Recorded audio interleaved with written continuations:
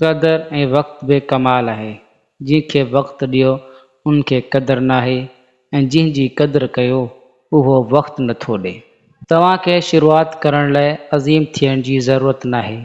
तव्हांखे अज़ीम थियण लाइ शुरूआति करण जी ज़रूरत आहे। सख़्तु लफ़्ज़नि में ॻाल्हाइण वक़्तु ॻाल्हाईंदड़ खे ख़बर नाहे त ॿुधंदड़ उन्हनि लफ़्ज़नि खे केतिरो वक़्तु यादि कंदा। जहिड़ी तरह कड़ी गोरी चॿाए न पर निगली वेंदी आहे, साॻे तरह माण्हुनि जे ॾुख, नाकामी ऐं तल्ख़ लफ़्ज़नि खे निगलियो, छो त जेतिरो उन्हनि खे यादि कंदा ओतिरो ई ज़िंदगी तल्ख़ थी वेंदी आहे। माण्हुनि खे यादि करण लाइ न चओ, छाकाणि त जेको पंहिंजे रब खे विसारे सघे थो उहो सभ खे विसारे सघे थो। जेकॾहिं जीअण चाहियूं था त मौत क़यामत आहे ऐं जेकॾहिं मरण चाहियूं था त ज़िंदगी क़यामत आहे। ॿुधो आहे त ज़िंदगी इम्तिहान वठंदी आहे, पर हिते इम्तिहान ई ज़िंदगियूं वठे विया। इंसान खे कंहिं बि वहम में न रहणु घुरिजे। अक्सर माण्हू हुते रस्तो बदिलाईंदा आहिनि जिते तव्हां उन्हनि खां सवाइ हलण जो तसवुर बि नथा कयो। जंहिंजी दिलि जेतिरी नरम हूंदी आहे ज़िंदगी ओतिरी सख़्ती सां पेश ईंदी आहे। माण्हू अजीब आहिनि, ग़लति साबित थियण ते माफ़ी न घुरंदा आहिनि, राब्तो ख़तमु करे छॾींदा आहिनि। उहो शख़्स जेको तव्हांजी ज़रूरत खे तव्हांजे अखियुनि मां न सम्झे, हुन खां कुझु घुरी करे पाण खे शर्मसार न कयो। माण्हू असां में न ॻोल्हींदा आहिनि, उहो तमाशो ॻोल्हींदा आहिनि जेको असां सां थियो। जॾहिं को माण्हू तव्हांजी ॻाल्हि नथो सम्झे, बहितर आहे त तव्हां ख़ामोश थी वञो। बहस दिलनि खे ख़राब कंदी आहे। असां भॻड़नि खां एतमाद, शींहं खां हिमत ऐं कीलियुनि खां ताउन ऐं कुतनि खां सिखी। सवाल उहो आहे त इंसान खां छा सिखियो। वक़्तु बि वक़्त ते बदिलिजे थो, इंसान कंहिं बि वक़्तु बदिलिजी वञे थो। क़ुर पाक खे अखियुनि सां ॾिसंदो त लफ़्ज़नि खे ॾिसंदो, दिमाग़ सां ॾिसंदो त इल्मु ॾिसंदो ऐं रूह सां ॾिसंदो त अल्लाह नज़र ईंदो। ज़िंदगी हिकु ई कपिड़ा पाए 100 भेरा गुज़ारे सघिजे थी। ज़िंदगी ॿिनि मानियुनि बदिरां हिकु मानी खाए ज़िंदगी गुज़ारे सघिजे थी, पर ज़िंदगी इज़त खां सवाइ नथी गुज़री सघे। हमेशह उन शख़्स खे पंहिंजे वेझो रखो जेको तव्हांजी इज़त करे। अहिड़ी का ॻाल्हि न कयो जंहिंजी तव्हांखे सुभाणे माफ़ी जी ज़रूरत पवे। मायूसी ऐं कावड़ इंसान जे सभिनी ख़ूबियुनि खे ज़ाया करे थी।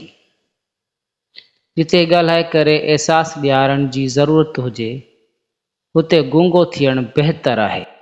नंढपण में सभ खां ख़ूबसूरत शइ माउ ऐं पीउ जी मुहबत हुई। उन जो अंदाज़ो तव्हां मौजूदा ऐं मुस्तक़बिल मां लॻाए सघो था। पाण खे बहितरीन सम्झणु नादानी आहे। हर माण्हू खे पाण खे बहितर सम्झणु घुरिजे। हिकु स्टिकर वांगुरु आहे, उहो ॿियो भेरो पहिरीं जहिड़ो नाहे लॻंदो। वास्ता एतिरा रखो जेसिताईं उहे बर्दाश्त करण जे क़ाबिल हुजनि, छो त माण्हू तमामु जल्द बोर थी वेंदा आहिनि। के फ़ासिला अहिड़ा हूंदा आहिनि जेके मुक़ररु न हूंदा आहिनि, पर वेझो हाल जी हूंदी आहे। जिते बि रहो अलाह खां डिॼो, हमेशह सच ॻाल्हायो जेतोणीकि उहो तलख़ बि हुजे। ज़बान दराज़नि खां डिॼण जो को बि फ़ाइदो न आहे। उहो पंहिंजी कावड़ सिर्फ़ लफ़्ज़नि सां माण्हुनि मथां कढींदा आहिनि, पर उन्हनि माण्हुनि खां डिॼो जेके सही वेंदा आहिनि। मामिलो अलाह ते छॾे ॾींदा आहिनि।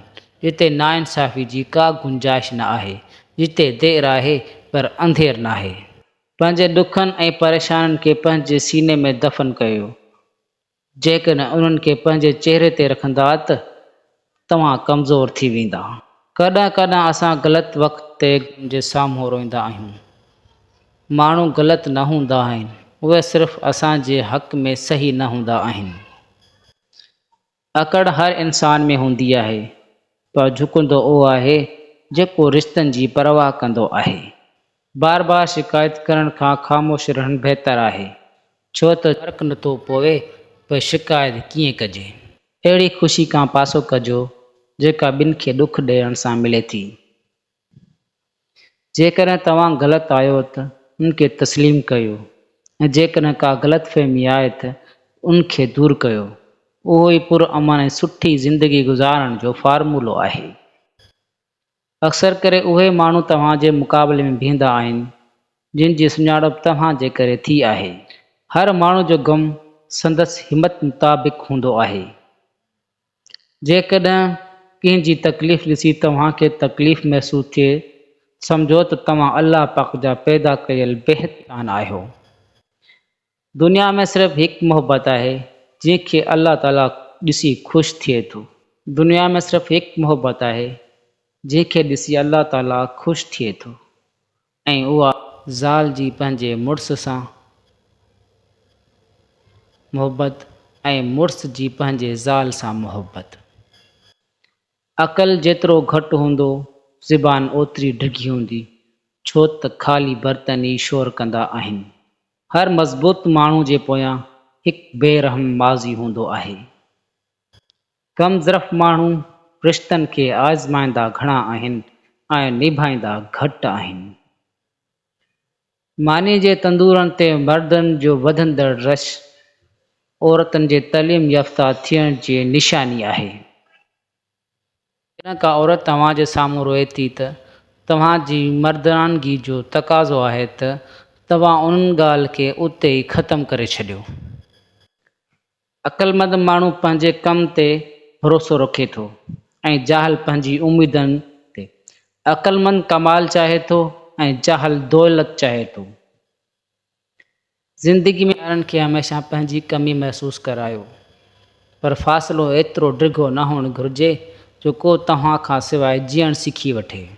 तव्हां लाइ बहितरीनु रिश्तो उहो आहे जेको तव्हांजा ऐब ॼाणींदे बि तव्हां सां तालुक़ु न टोड़े ऐं यक़ीनन उहो रिश्तो सिर्फ़ु अल्लाह खां सवाइ ॿियो को बि न आहे।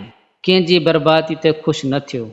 ख़बर नाहे त सुभाणे अव्हां सां ज़मानो अहिड़ो ई सलूक करे। इख़लाक़ हिकु अहिड़ी शइ आहे जंहिंजी कुझु बि न आहे पर उन सां हर शइ ख़रीद करे सघिजे थी। घणो मज़ाक़ करण सां इंसान जी इज़त ख़तम थी वेंदी आहे। माण्हुनि सां दुश्मनी पैदा थी वेंदी आहे। अहिड़े माण्हू सां दोस्ती न कयो जेको तव्हांखे महफ़िल में शर्मसार करे चाहे हू मज़ाक़ करे रहियो हुजे। उन्हनि ज़ख़्मनि खे भरिजण में काफ़ी वक़्तु लॻंदो आहे जिन ज़ख़्मनि में पंहिंजनि जी इनायत शामिलु हुजे।